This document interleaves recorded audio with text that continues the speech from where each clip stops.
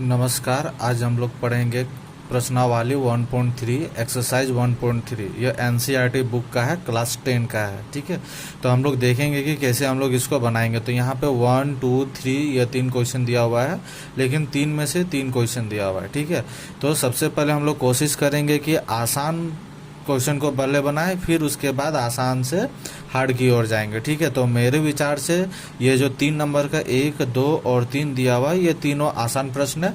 पहले इसको हम लोग सॉल्व करेंगे, फिर 2 नंबर और 1 नंबर करेंगे।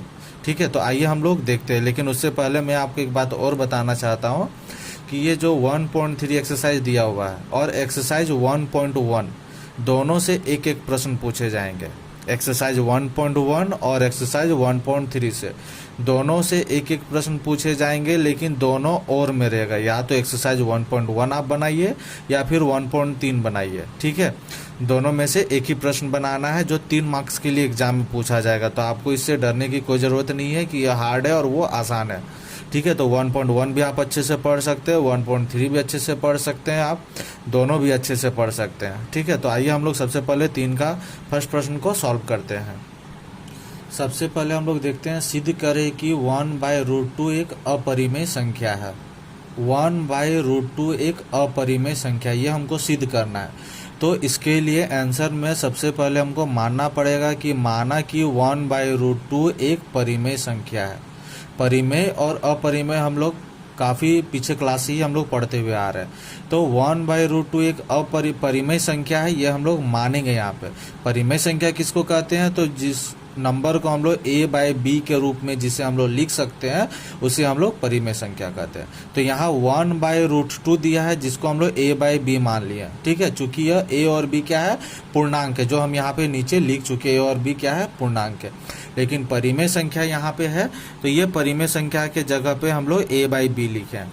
अब यहाँ पे देखिए 1/√2 है, तो इसको हम लोग हरों का परिमेयकरण कर दे। ऊपर वाला को अंश कहते हैं और नीचे वाला को हर कहते हैं। तो हर का परिमेयकरण करते हैं, मतलब √2 ऊपर से भी मल्टीप्लाई होगा और नीचे भी होगा। तो √2 1 के साथ मल्टीप्लाई हुआ तो √2 आ गया, और √2 के साथ मल्टीप्लाई हुआ तो 2 आ गया, इक्वल टू a/b जो था। अब यहाँ पे क्रॉस मल्टीप्लाई किया, मतलब √2 को हमको अकेले छोड़ना है, तो यह 2 इसके साथ मल्टीप्लाई हो गया तो 2a/b आ गया। अब हम यहाँ पे हम आपको पहले बताए थे a और b क्या था, तो चूंकि a और b पूर्णांक है और यहाँ 2a/b क्या है, तो 2a/b एक परिमेय संख्या है। लेकिन इससे इस तथ्य का विरोधाभास प्राप्त होता है, यह लिखना होगा आपको। लेकिन इस तथ्य का विरोधाभास प्राप्त होता है कि √2 एक अपरिमेय संख्या है। इसीलिए हम लोग अतः 1/√2 को एक अपरिमेय संख्या मानेंगे। ठीक है, तो इस तरह से इस प्रश्न को बनाया है। तो जैसे यहाँ पे 1/√2 था, उसी तरह से यहाँ पे 7√5 है। 7√5 को भी सिमिलरली इसी तरह से ही बनाना है, सेम टू सेम बनाना है। क्या करेंगे? पहले लिखेंगे माना कि 7√5 एक परिमेय संख्या। पहले मानेंगे, देखिए ऊपर वाला जैसे था वैसे बना रहा है। तो 7/√5 को हम लोग a/b मान लिए। तो √5 को हमको अकेले करना है, इसलिए 7 को क्या कर दिया, हम नीचे भेज दिए। ये क्रॉस मल्टीप्लाई होता है, 7 नीचे आ जाता है, तो a/7b हो गया। अब यहाँ पे लिख देंगे, चूंकि a और b क्या है? पूर्णांक है, तो a/7b एक परिमेय संख्या है। लेकिन इससे इस तथ्य का विरोधाभास प्राप्त होता है कि √5 एक अपरिमेय संख्या है, अतः 7√5 एक अपरिमेय संख्या है। कैसे किए हैं? जो हम यहाँ से लेकर के यहाँ तक लिखे थे, उसको फिर यहाँ से यहाँ तक लिखे हुए। ठीक है, देखिए सेम है, कुछ नहीं करना है, केवल ये 7√5 है, यहाँ पे 1/√2 है, बस इसी का ही खेल करना है, आपको खेला करना है। बाकी और जो भी है सबको हमको वैसे ही लिखना है। ठीक है, बस नंबर चेंज हुआ है। जैसे यहाँ 2a/b था, यहाँ पे a/7b हो गया। अब थर्ड प्रश्न, इसको अगर हम लोग बनाते हैं, 6 + √2 दिया हुआ है, इसको हम लोग बनाते हैं तो कैसे बनाएंगे? 6 + √2 है तो लिख दिया, माना कि 6 + √2 एक परिमेय संख्या। तो अब हम लोग यहाँ पे क्या लिखेंगे? 6 + √2 इक्वल टू हम लोग लिखेंगे a/b, जैसे इधर और इधर बनाए थे। अब यहाँ पे √2 को हमको अकेले करना है, तो फिर क्या हो जाएगा? a/b, और यह 6 प्लस में इधर आ जाएगा तो साइन क्या हो जाएगा? माइनस में चला जाएगा। ठीक है, अब माइनस में चला गया। अब हम लोग क्या करेंगे? तो यह √2 हो गया। अब ऐसे ही लिखेंगे, यहाँ पे नीचे लिखना। अब यह हम नहीं लिख रहे हैं, वो आपको लिखने के लिए मैंने छोड़ दिया है, ताकि आप उसे लिखिए, समझे अच्छी तरह से। कुछ नहीं करना है, यहाँ लिखना है, चूंकि a और b पूर्णांक है, यहाँ नीचे लिखना है, यहाँ पे चूंकि ए और बी पूर्णांक है, ए बाई 7b के जगह पे हम क्या लिखेंगे, ए बाई बी माइनस 6 लिखेंगे। एक परिमेय संख्या है, लेकिन इससे इस तथ्य का विरोधाभास प्राप्त होता है कि √5 के जगह पे हमको क्या लिखना होगा, √2 लिखना। याद रखिएगा, √5 के जगह पे √2 लिखेंगे, एक अपरिमेय संख्या है, अतः यहाँ 7 √5 के जगह 6 + √2 एक अपरिमेय संख्या ऐसे लिखना। तो ये 1 और 2 हम थ्योरी लिख दिए हैं, थर्ड वाला आपको लिखना है, बस हम हिंट्स दे दिए। अब हम लोग फिर नेक्स्ट क्वेश्चन को बनाते हैं। आइए अब देखते हैं क्वेश्चन नंबर ये 2 पहले देखते हैं, फिर 1 देखेंगे, क्योंकि 2 आसान है, 1 से फिर 1 में हम लोग जाएंगे। 1 थोड़ा बड़ा है, इसलिए उसको लास्ट में करें। तो ये प्रश्न दिया हुआ, सिद्ध करें कि 3 + 2√2 एक अपरिमेय संख्या। तो जैसे उधर हम लोग किए तो वैसे करेंगे। माना कि 3 + 2√5 एक परिमेय संख्या, ये मानना है, ठीक है। आप लोग देख चुके हैं, इससे पहले 3 क्वेश्चन हम लोग बनाए, तीनों में भी सब में एक परिमेय संख्या माने थे। और उसके बाद जो नंबर था 3 + 2√5, उसको हम लोग a बाई बी लिखे हैं, जहाँ a और b पूर्णांक है। याद कीजिए, पीछे वाला क्वेश्चन में भी हम लोग ऐसे ही लिखे थे। हमको क्या करना है, हमारा टारगेट है √5 को अकेले करना है। तो इधर 3 है, साइड चेंज करेंगे तो -3 आ जाएगा। इधर √5 को अकेले कर दे तो ये 2 क्या हो जाएगा, दोनों में नीचे जा करके डिवाइड हो जाएगा। ये 2 यहाँ पर भी चल जाएगा, 2 भी हो जाएगा, और ये 2 यहाँ चल जाएगा तो 2 हो जाएगा, ठीक है। अब यहाँ पे लिखेंगे चूंकि a और b एक परिमेय संख्या, याद करिए लिखे हुए थे यह, इसलिए a/2b, यह a/2b -3/2 एक परिमेय संख्या है। जो उधर लिखे थे वैसे ही सेम टू सेम लिख रहे हैं, अर्थात ये जो √5 है एक परिमेय संख्या है, परंतु √5 एक अपरिमेय संख्या है।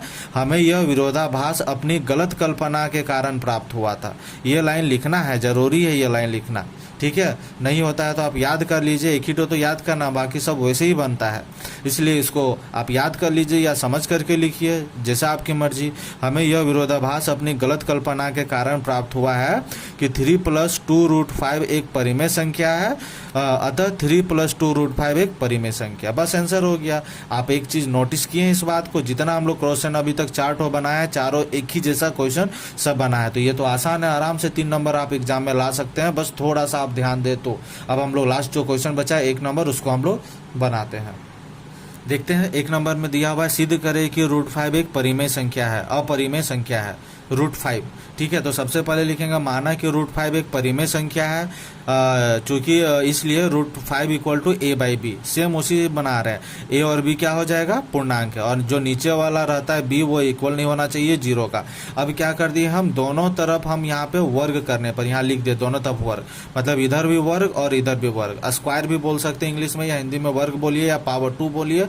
तो ये वर्ग किए दोनों तरफ, तो ये पावर 2 हटा तो रूट हट गया, तो यहाँ क्या बच गया 5, और a का स्क्वायर किया तो a² हो गया, b का स्क्वायर किया तो b² हो गया। अब क्रॉस मल्टीप्लाई करके हम a² को अकेले करते हैं, तो यहाँ a² 5b के साथ मल्टीप्लाई हो जाएगा तो 5b²। अब यहाँ पे ये लाइन हमारा लिखना है, a², 5 से विभाज्य है, इसलिए a भी 5 से विभाज्य होगा, मतलब a² 5 से विभाज्य है, इसलिए a भी 5 से विभाज्य होगा। अब यहाँ पे ये हमको लिखना है, माना कि a = 5m, ठीक है। माना कि a = 5m, जहाँ m एक पूर्णांक है, m जहाँ एक पूर्णांक है। अब ये a = 5m क्यों माने हैं, क्योंकि हमको यहाँ a के जगह पे वैल्यू पुट करना है 5m। m के जगह पे हम कुछ भी x y z कुछ भी मान सकते हैं, ठीक है, लेकिन यहाँ पे 5 भी इसलिए रखना है क्योंकि यहाँ b के आगे यहाँ पे 5 दिया हुआ है, समझ गए। लास्ट में मैचिंग करना, हम बताएंगे लास्ट में कहाँ पे मैचिंग करना है, इसलिए यहाँ 5 रहना ही रहना है, याद रखिएगा। आप ये मत सोचिएगा कि 5 की जगह हम 2, 3, 4 कुछ भी मान सकते हैं, नहीं, आपको 5 इसलिए मानना है क्योंकि b के पास यहाँ पे 5 है। अगर b के पास यहाँ 4 रहता तो आप यहाँ पे 4 मानते हैं, हाँ, लेकिन m के जगह पे आप x y z कुछ भी मान सकते हैं। तो अब a = 5m में अब यहाँ पे पुट करते हैं, तो पुट कर दिए, तो देखिए समीकरण 1 में a का मान हम यहाँ पे रख दिए, तो a के जगह पे 5m रखे तो m², तो m² हो गया, 5 का स्क्वायर करेंगे तो 25 आता है, और इधर 5b²। अब हम यहाँ पे क्या करेंगे, इस b को अकेले करेंगे, तो यह 5 यहाँ नीचे आकर के डिवाइड हो गया, यह 5 यहाँ नीचे चला गया, 25m²/5, और यह 5 इससे कट गया, 25 से कितना बार में कटा, 5 बार में, तो 5m², यहाँ पे b² = 5m² आ गया। अब हम लोग क्या करेंगे, यहाँ पे यह लाइन लिखेंगे जैसे हम यहाँ पे लिखे थे, a² 5 से विभाज्य, यहाँ लिखेंगे b² 5 का गुणज है, इसलिए 5 b का गुणनखंड है।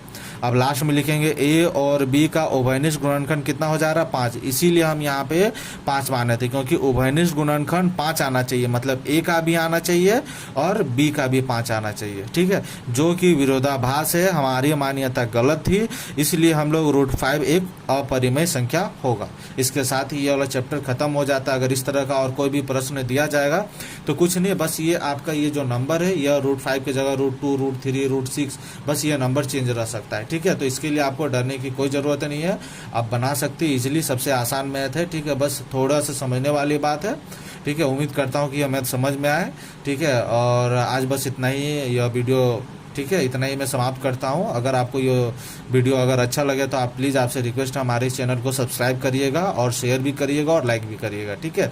आज के लिए धन्यवाद, फिर अब मिलते हैं अगले वीडियो में।